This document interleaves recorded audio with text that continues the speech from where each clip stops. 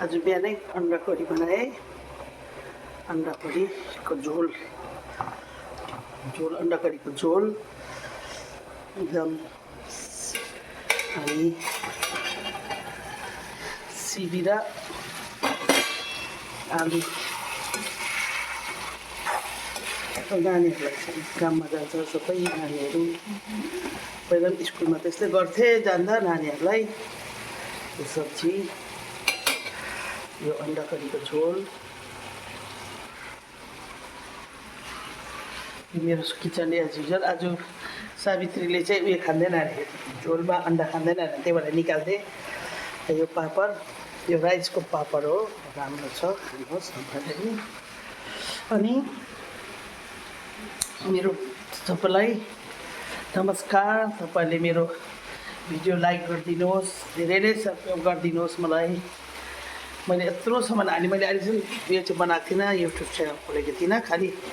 फेसबुकतिर स्टोरीतिर मात्रै हाल्थेँ तपाईँ अहिलेदेखि चाहिँ म अब यो यिनीहरू सबै म युट्युबमा हाल्छु अनि क्यामेराम्यान पनि मै नै हो क्यामेराम्यान पनि छैन क्यामेराम्यान पनि मै नै हो त्यस कारणले हो कसो बाङ्गो टेढो हुन्छ होला गाइस तपाईँहरूलाई हाम्रो साथीभाइहरूलाई हेर्दा अब त कस्तो हुन्छ नि मलाई रिस उठ्छ कस्तो घुमाएर गरेको भन्छु मैले त्यसरी अन्डा करी आज खाना रेडी भयो अनि घरहरू यस्तै लथलिङ्गै छ मेरो प्यारो कान्छी छोरी मलाई पर्खिरहन्छ अब स्कुल लागेको छैन छुट्टी छ हो त्यहाँदेखि भात पनि भयो सबै कुरा यो राइस भात पनि पाकिसक्यो ठन्डै जल्यो हो अनि अब यो चाहिँ यसरी निभाइदिइहाल्नुपर्छ किनभने त उयो हुन्छ अनि यो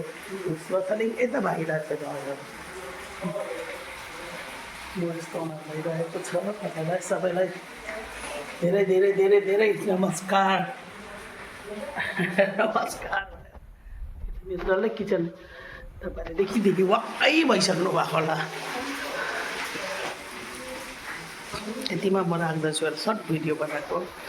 पाकिसकेपछि सावित्री बोल के भन्न